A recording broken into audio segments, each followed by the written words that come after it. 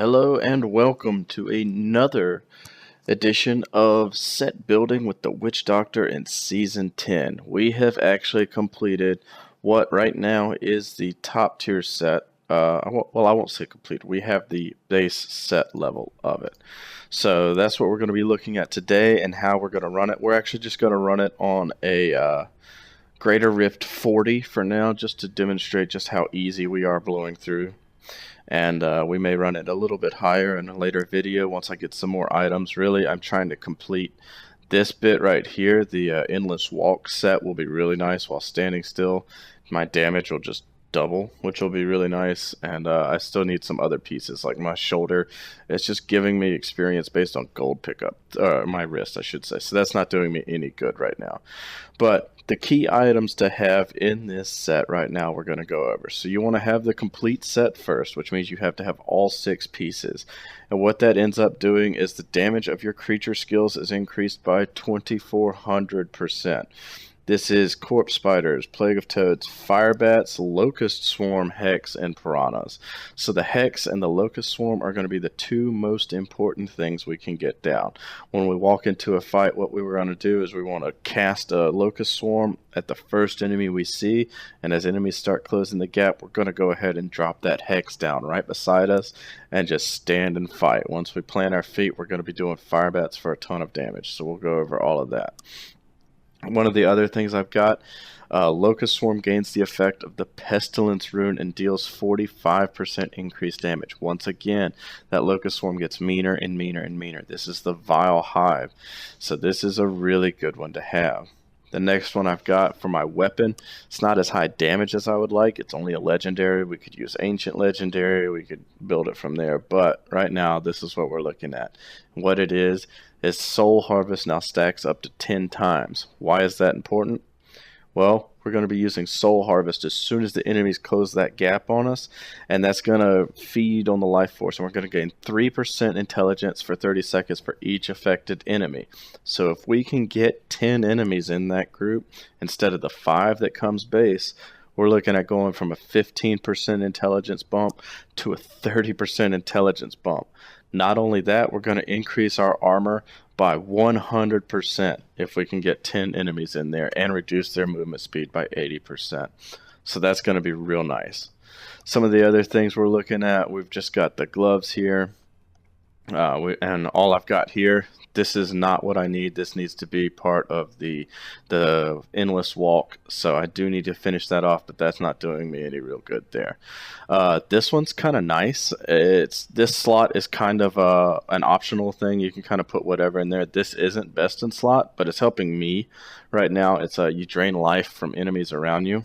Now, the gems I'm running also probably aren't ideal, I should say. I've just got Enforcer in here, which isn't doing a whole lot of good. I can actually probably swap that out. And what I've got in here, though, is Bane of the Powerful. This is a must-have for everything you're running. You gain 15% increased damage versus elites. You take 15% reduced damage from them. And you gain a 20% increased damage for over a minute after you kill an elite pack. So as you're running through these greater rifts, you just get going faster and faster and faster. Now, just to go over the skills real quick, your passives are going to be Creeping Death. So that's your Haunt, Locust Swarm once again. And damage amplification from piranhas last almost forever.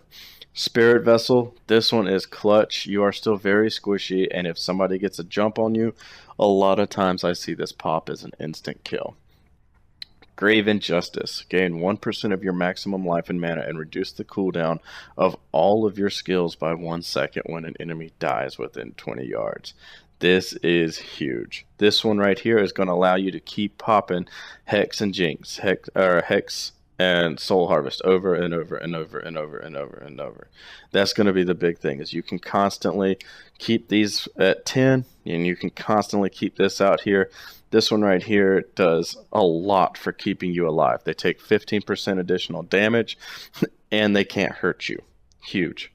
Confidence Ritual. You deal 25% additional damage to enemies within 20 yards. With the fire bats we're doing, they just swarm around you, And with the Soul Harvest, you just have an area of effect around you. So everything's going to be happening right around you. This means that everything around you is going to be taking more damage. That's nice to have. We are doing fire bats, and it is the swirl of fire bats, which is cloud of bats.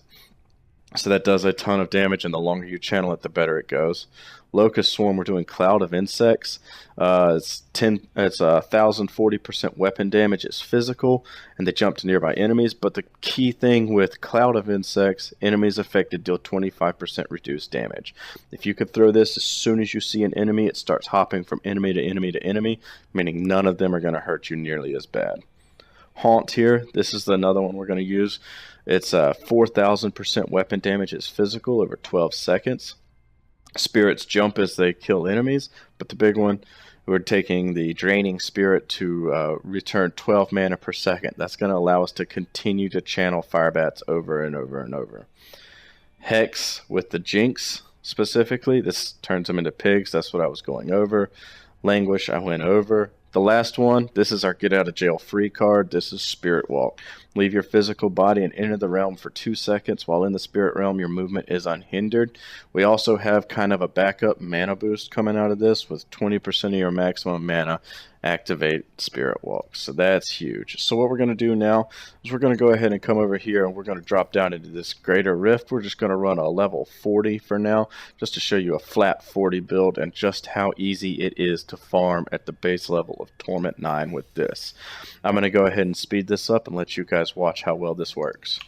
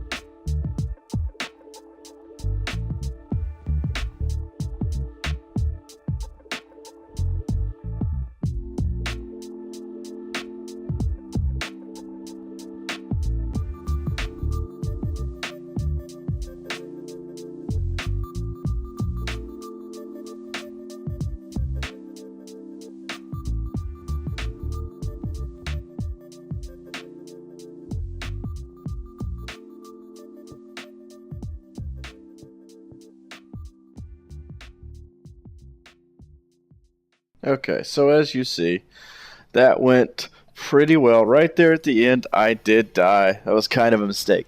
But I got a little cocky. I had been going so well so fast, and I did it in a record time. So that's what I just wanted to demonstrate just how well that worked. And at this level, you are picking up a fair amount of legendaries and stuff like that. So I am getting, 4 at a time. You're getting ancient legendaries. You're getting a lot of stuff like that. So I am able to kind of stockpile a lot of stuff. And it's really an easy build to run.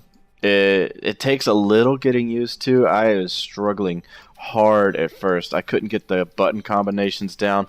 The biggest thing is knowing that Fire Bats is going to be your main attack. So with that being my main attack, I put it on my main attack button now. I had it on the other one. And then Locust Swarm is going to be your main secondary. So I put that on my right click so that my left click is my main attack. My right click is my main secondary damage. That one does a lot of damage. As you saw, once you see it just start jumping, that's when you're going to do a lot of damage. The hex and the languish are going to be the two that are going to keep you alive the fastest.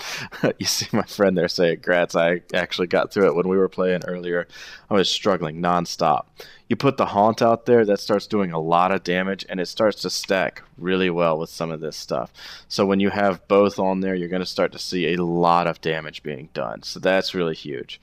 The reason you're gaining so much life from your Hex gains the effect of total hugeness. After summoning that toad, you gain 50% damage reduction and heal for 10% of your maximum life per second the entire time that thing's alive.